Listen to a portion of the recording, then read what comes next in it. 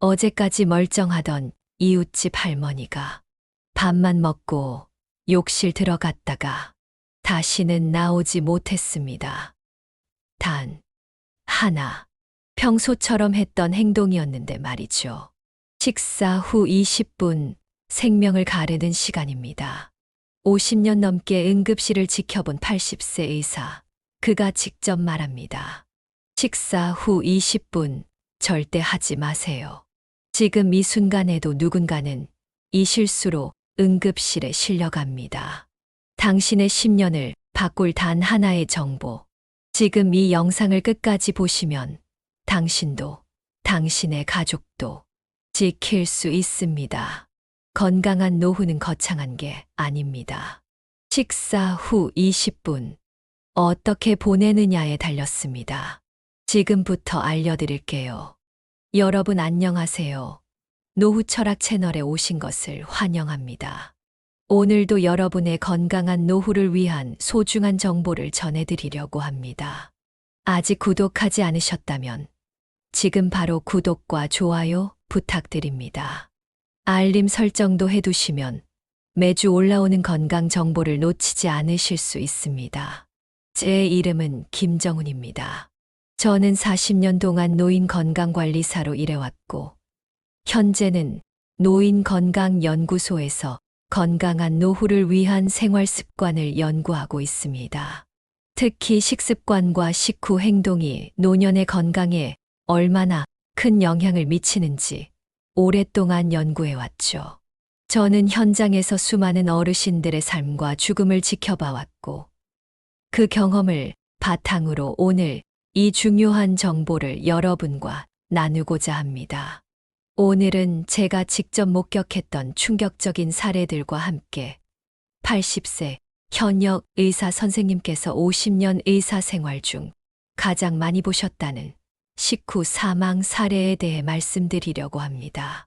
이 내용은 어느 책이나 병원에서도 자세히 알려주지 않는 정말 소중한 생명을 지키는 정보입니다.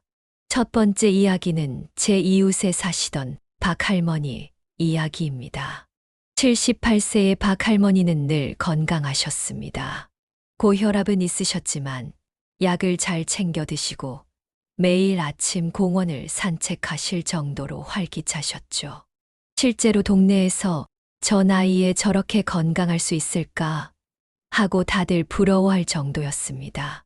그날도 평소와 같이 점심을 드시고 TV를 보기 위해 소파에 누우셨습니다. 편안하게 휴식을 취하는 일상적인 행동이었죠. 그리고 단 10분 만에 갑자기 숨을 제대로 쉬지 못하시고 얼굴이 파랗게 변하셨습니다. 순식간에 일어난 일이었습니다. 다행히 같이 살던 딸이 즉시 119에 신고했고 병원에 도착했을 때는 이미 심정지 상태였습니다. 의료진의 필사적인 노력으로 가까스로 소생하셨지만 그 후유증으로 반신불수가 되셨죠. 이전에는 활기차게 생활하시던 분이 하루아침에 침대에 누워 하루 종일 천장만 바라보게 되었습니다. 의사 선생님은 이렇게 말씀하셨습니다. 식사 후 바로 눕는 것은 위산역류를 일으키고 이것이 기도를 막아 호흡곤란을 유발할 수 있습니다. 특히 고혈압이 있는 노인분들은 더욱 위험합니다. 식사 후 최소 20분은 앉아서 휴식을 취해야 하는데 이 간단한 습관이 생명을 구할 수 있습니다. 이게 바로 식후 20분의 함정입니다. 우리가 매일 무심코 하는 행동들이 어떤 치명적인 결과를 불러올 수 있는지 대부분의 사람들이 모르고 있습니다. 의학적으로 이 시간은 식후 혈류 재분배 시간이라고도 불리는데 이때 우리 몸의 혈액 30%가 소화기관으로 집중됩니다. 결과적으로 다른 장기, 특히 뇌와 심장으로 가는 혈액이 일시적으로 감소하게 되죠. 저는 하루에 한 번씩 찾아가는 독거노인 분들이 계신데요. 그중 한 분이 김 할아버지였습니다. 87세의 김 할아버지는 늘 혼자서도 잘 지내셨어요. 전직 교사셨던 할아버지는 항상 책을 읽고 정리된 생활을 하셨습니다. 그날도 평소처럼 점심시간에 방문했더니 할아버지는 식사를 마치고 계셨습니다. 밥과 구, 3가지 반찬으로 균형 잡힌 식사를 하신 후였죠. 저는 잠시 약을 정리해드리고 있었는데 할아버지께서 잠깐 씻고 올게라며 욕실로 들어가셨어요. 너무나 일상적인 행동이었기에 저는 아무런 의심 없이 네, 할아버지 하고 대답했습니다. 불과 5분 후 욕실에서 둔탁한 소리가 들렸습니다. 직감적으로 뭔가 잘못되었다고 느꼈습니다. 문을 열어보니 할아버지께서 화장실 바닥에 쓰러져 계셨어요. 얼굴은 창백했고 맥박은 불규칙했습니다. 즉시 119에 신고했지만 병원에 도착했을 때는 이미 늦었습니다. 의사는 뇌출혈로 인한 사망이라고 말했습니다. 단 하나의 평범한 행동이 이런 비극적인 결과를 가져올 줄 누가 알았을까요? 이 사건 후 저는 많은 의문이 생겼습니다. 왜 건강하셨던 분이 갑자기 그래서 80세 임상의학 교수님을 찾아갔습니다. 그분께서는 이렇게 말씀하셨어요. 식사 후에는 혈액이 소화기관으로 몰립니다. 특히 노인분들은 심혈관계가 약해 혈압 조절이 어려워지죠. 이때 갑자기 일어서거나 목욕, 샤워를 하면 뇌로 가는 혈액이 부족해져 현기증이 나고 최악의 경우 쓰러질 수 있습니다. 뿐만 아니라 뜨거운 물은 혈관을 확장시켜 혈압을 더욱 떨어뜨립니다. 식후 20분은 절대 안정을 취해야 하는 시간입니다.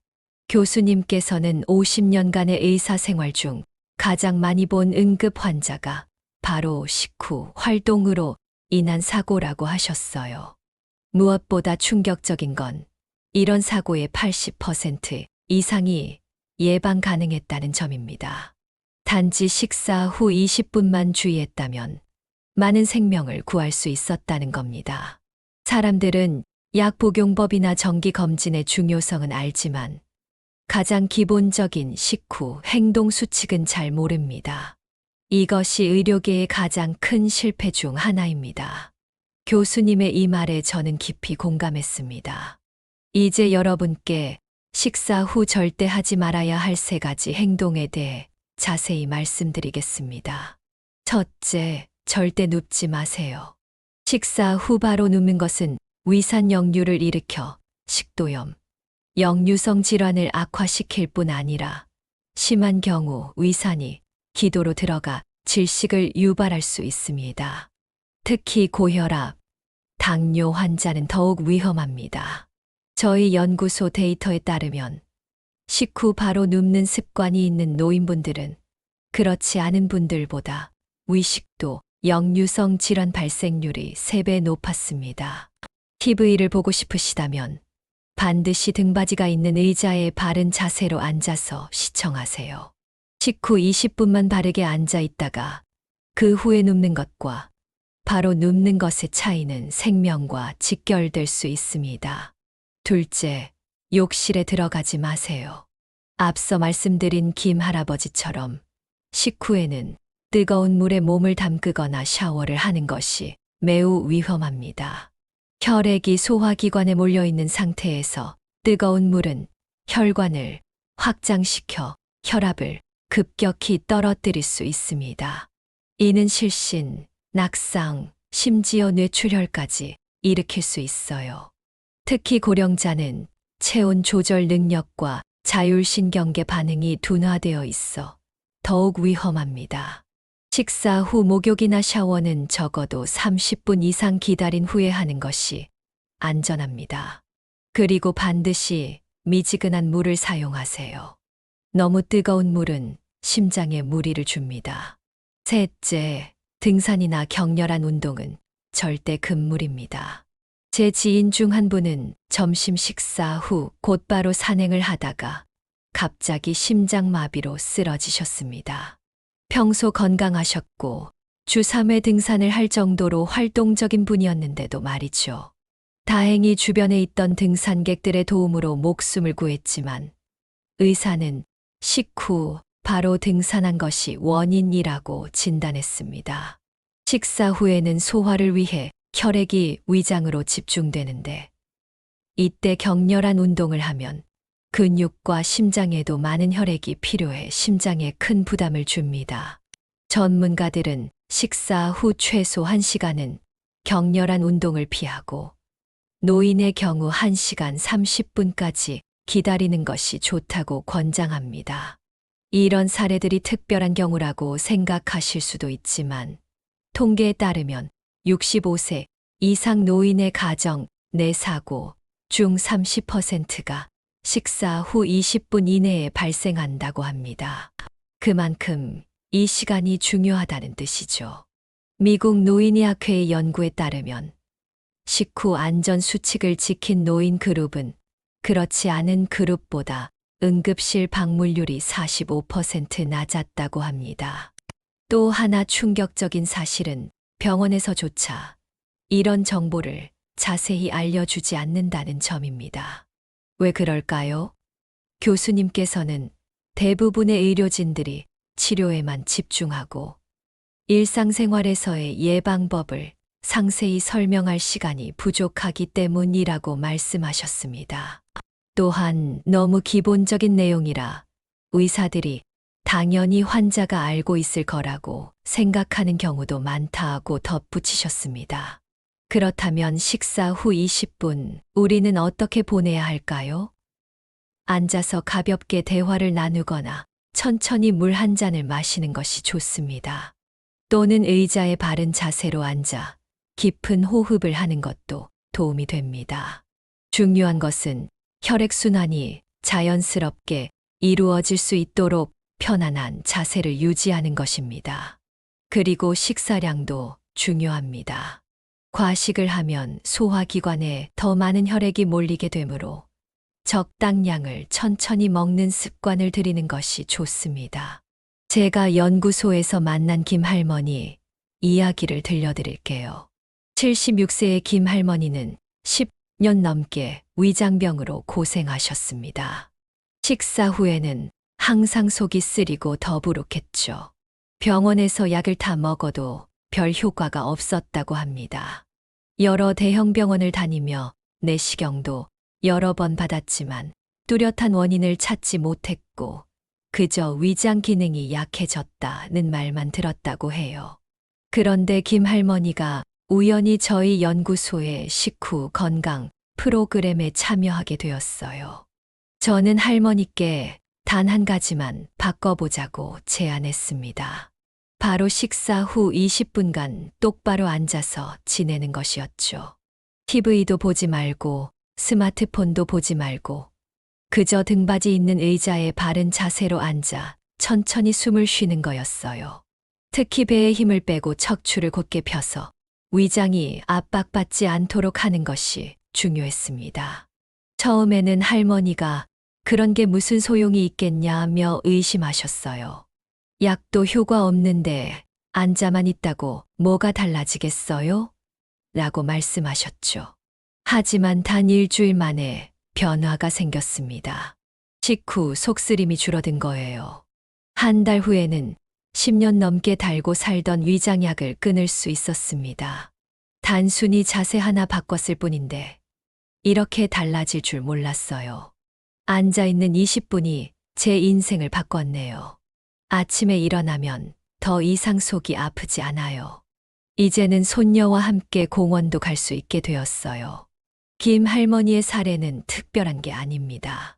식후 자세가 소화에 얼마나 큰 영향을 미치는지 보여주는 수많은 사례 중 하나일 뿐이죠. 독일의 소화기학 연구에 따르면 식후 바른 자세를 유지하는 것만으로도 위식도, 역류 증상이 63% 감소했다고 합니다.